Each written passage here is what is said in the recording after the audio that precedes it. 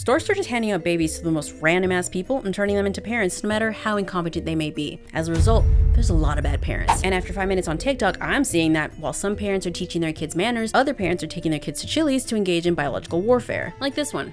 Y'all say like kids be kids and don't put the iPad in their face, right? Well, this is my kid being a kid.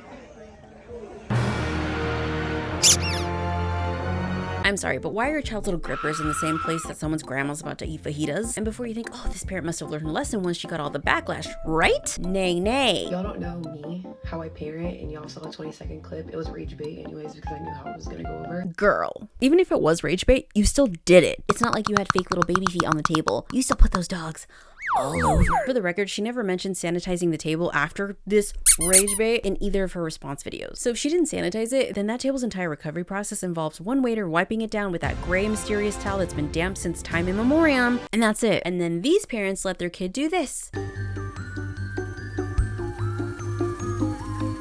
Besides turning their table into a biohazard, they're making the biggest mess for their waiter, regardless of how nice the waiter is. Like, that's such a mess. Oh, and if you're thinking to yourself, oh, wow, in order to be safe, I guess I better start sanitizing the tables before I eat at restaurants. Oh, you think that makes you safe?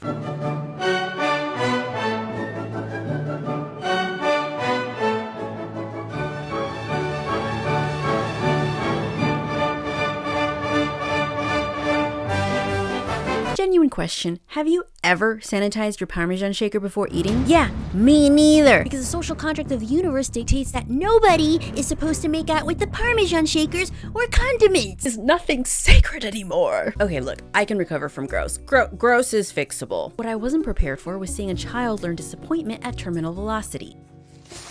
Dang it, man. That's why I said aim for me, bro. Sorry, I wasn't clear. Like, I told you to get low. Are you okay? You did, dude. Are you okay? You did. You gotta jump at me. I couldn't catch you because you jumped straight up. Sir, your son did exactly what you asked him to do. He jumped into your arms. That was the assignment. While he's telling his kid that he should have performed like a circus aerial artist, his arms are up here, like he's expecting uppies from God. In this position, the child would have fallen straight down, regardless. If you actually wanted to catch his kid, he should have done this. This is how you catch a damsel in distress. This right here. And anything that resembles this. 6, 7, 6, 7, 6, 6, 7, 6, 7. This would have been better. And honestly, that's what keeps getting me about these TikToks. It's not even that bad things are happening. It's the unearned confidence of these parents. Some of these parents are convinced that they're forming core memories when actually they're filming a very concerning horror movie. Tell me what movie this next one reminds you of. It might be kind of hard to think of it though, you know? So give yourself time.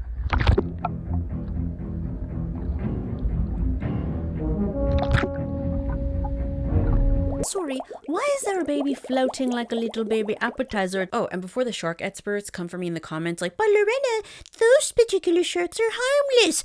I don't care. There are certain words in the English language that should just not be in the same sentence. Like, I don't know, Taco Bell, fine dining. But the absolute worst combo? Infant, open ocean, apex predator. Duh. Like, why are we treating the actual abyss like a controlled Disney environment? Even that's not 100%. The one thing I do appreciate about this TikTok though is the comment section. Girl, same. Me and my newborn just went skydiving. OMG, I love it. My newborn and I are currently sharing a marble. Me too. My baby girl just took a shot with us. These comments were so good. It almost makes it worth it that they turned this baby into an ocean appetizer. Almost. I didn't say actually. But in all seriousness, that's the energy this TikTok was giving off. Like, yeah, you can technically do that, but like, why the fuck would you? To be fair, not every parent was gross or dangerous. Some of them are just aggressively mid parents who seem shocked to find out that parenting continues after the birth certificate was signed. Even if my kindergartner doesn't want school lunch, they can make their own lunch themselves. I'm not making you lunch. So if you can choose school lunch, which is provided, or you can pack your lunch at home. I don't care which. Like this parent deadass looked at her kindergartner and was like, you know what my child needs? They need to lock in, get less support, and learn more personal accountability. She's barely 5 years old. Her hands are the size of chicken nuggets. Like she is barely able to handle her Velcro shoes. And you're expecting her to meal prep for the week? Like what exactly do you expect her to do? Forage in the pantry at 6 a.m? That's what we're doing? Also, I think it's important that I give the disclaimer. There is nothing wrong with getting school lunches. I sometimes ate school lunches. I would have gone to war for those chalupas. So if a family genuinely doesn't have the time or the resources to do packed lunches, I would never judge that. That's not what's happening here. This mom shows us that she totally could.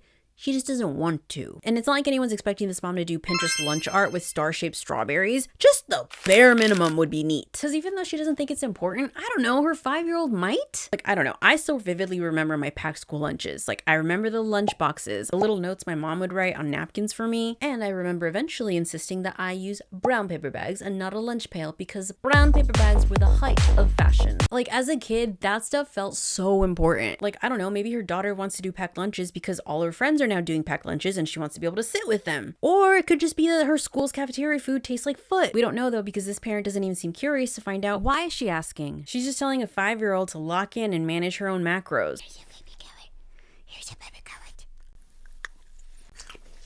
Next, I want to show you a parent who's very active in her child's life. Unfortunately, she picked a role that nobody asked her for. I threw my daughter's iPad out of the car this morning on the way to school because she was being crazy, and I just told her I was going to, and then she didn't stop what she was doing, so I threw it out the window. And so I dropped them both off at school, and now I'm here to see if it's still here. And it is, look. So because your daughter was acting crazy, you decided to punish her by acting crazier. Got it. That would be like Emmy chewing something up and then me teaching her a lesson by chewing up one of her toys. Who looks crazier in that situation? Gosh, I wonder where her daughter learned that impulse control. Truly a mystery for the ages. Oh, and then she's like, oh, it's still there. Goody. Yeah, so is a generational trauma, Sharon. It also didn't break on impact. Okay, this next one genuinely made me wonder whether I had become a witness in a legal proceeding, because what the fuck? Oh, also, sorry, it's a stitch. She deleted her original one, and you'll definitely see why. I was just accused of abusing my child. Let's talk about it. I was on Threads, and I had replied to a question that said, like, give me your most unhinged potty training hack. And I responded with a cold shower every time they have an accident. Works like a charm. Because it does. You know, there's certain things we shouldn't have to say, and yet here we are. Do not discipline your child using CIA interrogation tactics. You are potty training a toddler, not extracting state secrets. Okay? Okay. This is not the first woman that self-reports herself doing this kind of thing. In 2011, someone got on the Dr. Phil show. That's a whole other topic. She self-reported thinking she was just doing like discipline. Bitch got charged. So if you're thinking of disciplining your child this way, maybe, I don't know, don't. All right, so moving past psychological warfare, let's do a palate cleanser. We need this. And if you don't, I do. I do. Don't sing my solo, guys. Please, just let me sing.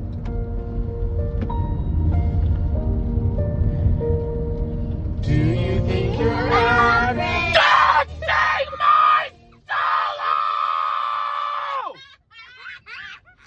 That was adorable. These kids feel so safe that they're able to laugh at their dad's unhinged behavior because they know that it's a performance. Anyways, enough of that. My heart's starting to beat and I don't like it. Let's get back to dysfunction. This next mom seems to be raising her child like she's prepping her for the end of modern civilization.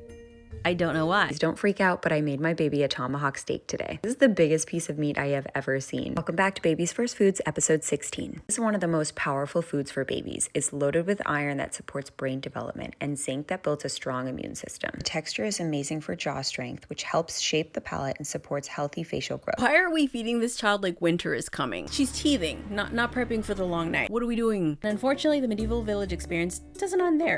If your baby is having trouble sleeping, have you tried the butter trick?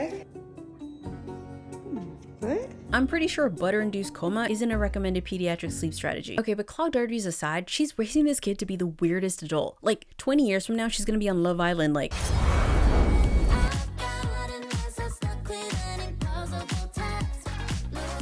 Good night, babe. Good night, Jeremy. I really feel like we've built something special here. Yeah, I'm so glad we found each other. What are you doing? What? I can't sleep unless I have my emotional support butter. Okay, so while Jeremy's in the diary room requesting a restraining order, let's look at this baby's first birthday on planet Earth. This might be the healthiest cake ever. For my daughter's first birthday, we wanted to skip refined sugar and still make it special, so I made a watermelon cake with bone marrow frosting. I trimmed the watermelon into a round cake and then whipped the bone marrow until fluffy and piped it on just like real frosting. It's not illegal, but... ugh. This is supposed to be the day of the giant Costco sheet cake. The melted wax on your cake that you still gleefully eat. The sugar hitting your brain so hard you can briefly see God. Instead, this child got a refrigerated block of watermelon and what appears to be whipped cream made out of sadness. Look, you don't have to give your baby a sugary birthday cake, okay? Fine. But why did you have to pick something that says, happy birthday, the harvest was difficult this year? And that, my ghouls and gays, is the state of the TikTok nursery. Between the psychological warfare and the depressing ass birthday cakes, I think it's safe to say that these kids are gonna make a therapist filthy rich in 2045. Okay, so that's it for us. If you enjoyed watching me slowly lose my grip on reality, please do me a favor and go haunt the like and subscribe button if you haven't already. And comment down below, what's the most unhinged parental behavior that you've ever, I don't know, witnessed in person or on TikTok? I need to know what's out there. Like, do I need to go get myself an emotional support butter? I will. Girl, you almost doxed us. Don't do that. Say goodbye. Goodbye.